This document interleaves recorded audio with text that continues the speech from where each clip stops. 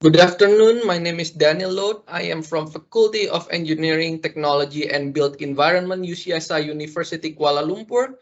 So it is an honor for me to be able to present my research paper entitled Employment of Foreign Workers at Construction Industry in Malaysia, a Review. So let us move to the introductory background. Population growth relatively grows constant at a high rate in Malaysia. Along with it, economic growth accelerates rapidly and urbanization increases. In fact, the country's transformation is not in parallel with the local workers' availability. The labor market has been in a complicated phase. Supply of the labor is far less to satisfy the demand of the workforce. It results in a high deficiency of numbers of workforce. Industries in Malaysia need to bring foreign workers into the labor force to replenish the supply of the labor market. As of September 2019, there were 1.98 million regular migrant workers were employed in Malaysia, which accounted for 20% of Malaysia's workforce. World Bank estimates that in 2017, there were 1.23 until 1.46 million illegal foreign workers. So in total, there were 3 million foreign workers in Malaysia. Based on the nationality categorization, Indonesia contributed the most, which is 40% of the foreign workers in Malaysia. It is much more than other countries such as Bangladesh, which is only 28%, Nepal 16%, and followed by other countries, which is also 16%.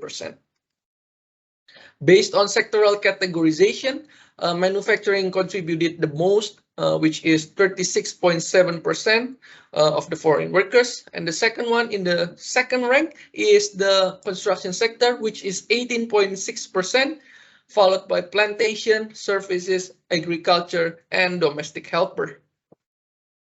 Construction industry contribute 8% of total employment in Malaysia, whereby 7 to 8 out of 10 Malaysia construction workers are foreign workers. This number is hilarious.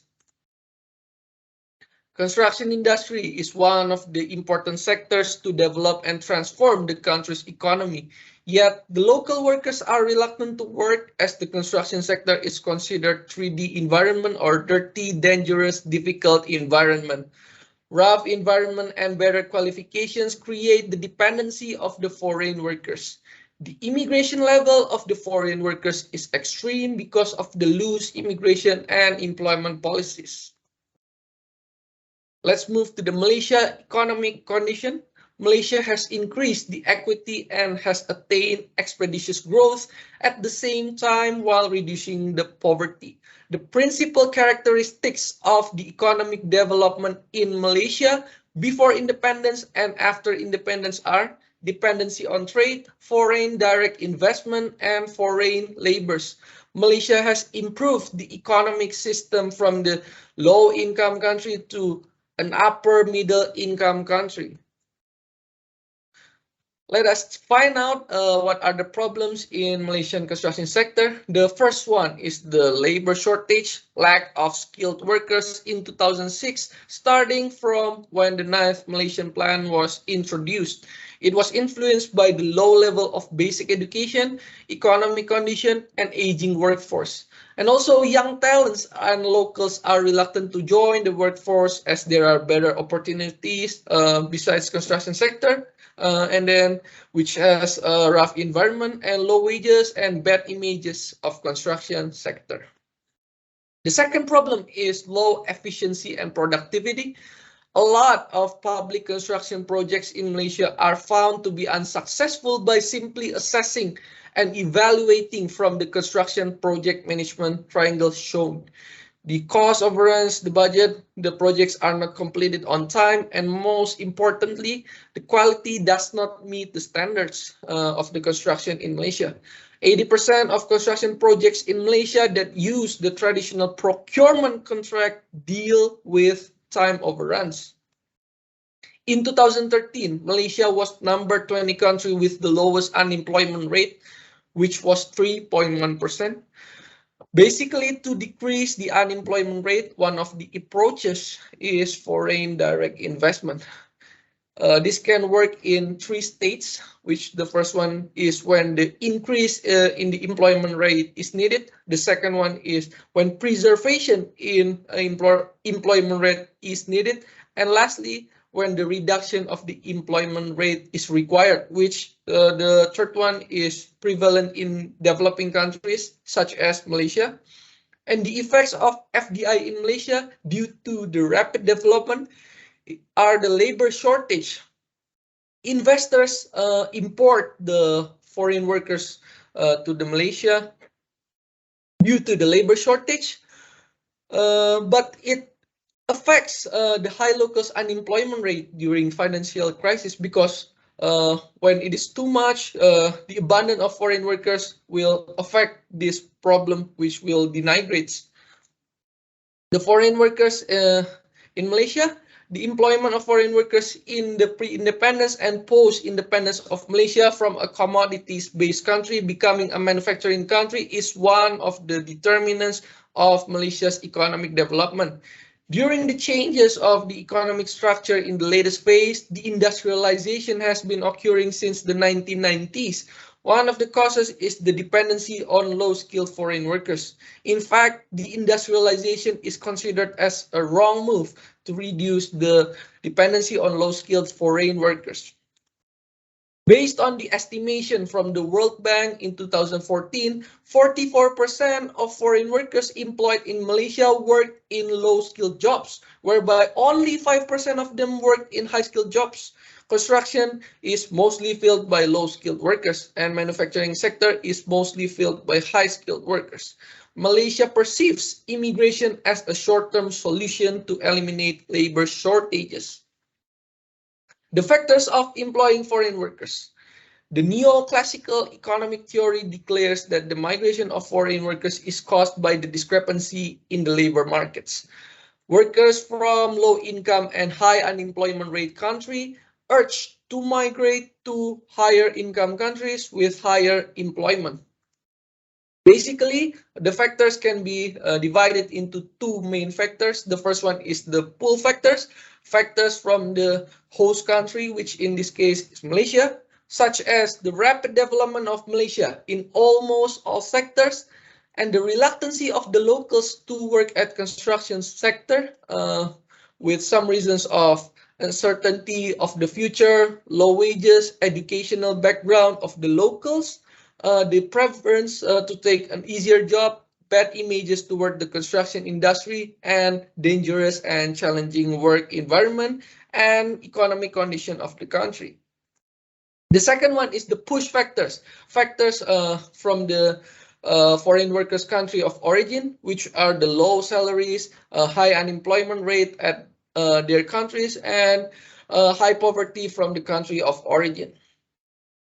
The advantages of employing foreign workers comprising low wages of foreign workers. Foreign workers are not concerning much on the wages and salary rise.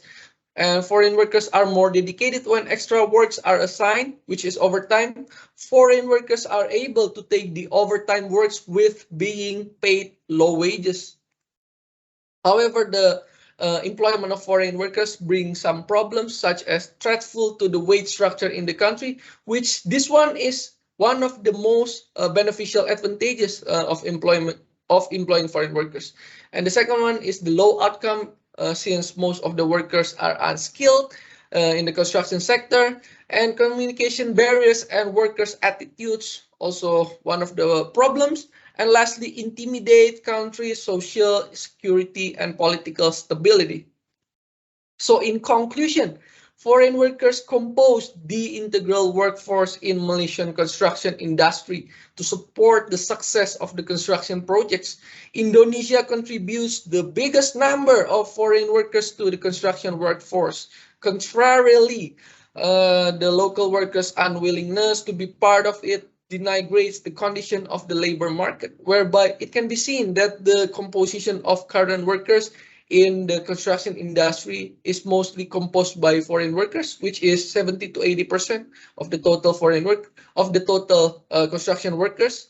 And the foreign workers' employment brings great benefits to the industry as well as drawbacks. The benefits are lower wages paid to the workers and the undaunted mentality of the workers. However, the benefit of the lower wages paid becomes a carousel of a set of problems. Low wages paid to foreign workers complicate the wage structure in the country, and lower wages paid may signify the proportionality of the amount of money paid to of the low experience they possess and the low outcome they provide, as most of the foreign workers are unskilled workers. So in addition, foreign workers also threaten Malaysia in the area of social, political, and crime. So basically, the main problem of the foreign workers' employment in Malaysia is the dependency, the unending dependency on the foreign workers. So one of the game changers that is believed to twist this condition, to flip out this condition, is the use of IBS, or industrialized building system. It is a new alternative to the traditional construction approaches, saves the labor usage, cost, and duration, increases the quality and productivity, and ultimately, the most important, it reduces the dependency on manual labors. In Construction Industry Transformation Plan 2016 until 2020, the IBS importance is declared under the productivity key component. However, although the government has made and has been implementing the plans to promote more utilization of IBS in Malaysia, the IBS implementation in Malaysia is considered low. We can see from as of 31st December 2015, only around 42% of public projects and 70% of private projects in Malaysia utilize IBS. While the target stated in the IBS roadmap 2011 until 2015 was aiming minimum 70% IBS score for all public projects, the reality was there were only 24% public projects worth more than 10 million ringgits having IBS score more than 70. The utilization of IBS in Malaysia has to be improved significantly to greater extent to reduce the dependency on manual foreign workers. So the second one of the approach to reduce the dependency is to attract more local laborers to join the workforce at construction sites by doing the wages equilibration in Malaysia. Not to equalize the wages of the locals to the foreign workers, but to equalize the wages of the local workers to an extent of what they should get. So by providing the competitive salary and benefits of better scheme on the benefits provided, such as employees provident fund or EPF, social security organization or SOCSO, and employment insurance system or EIS that are prevalent in Malaysia. And also to improve the working condition at construction sites pertaining to safety, health, and welfare. And lastly, to provide training and development to enhance and polish the local skills, so they feel like the employment in the construction industry has a great future. And lastly, to firmly enforce the law, regulations, and policies against the foreign workers in migration, recruitment, and administration. However, the foreign workers are part of the Malaysia and will be part of the Malaysia for a long time. And so we have to focus on the present by concern on the work quality and productivity of the foreign workers by providing the proper training for them. Construction Industry Transformation Program declares that productivity is one of the thrusts to reinforce the construction industry. In the area of construction industry productivity improvement, Malaysia is far behind the developed countries. According to CIDB Malaysia in 2016, construction sector recorded the lowest productivity compared to the other sectors. So next, by improving the work quality and productivity, we also need to improve the safety, health, and welfare at construction sites, as it is one of the key factors to success the construction projects, and it also increases the work quality and productivity, definitely. So that's all for my presentation. Thank you so much.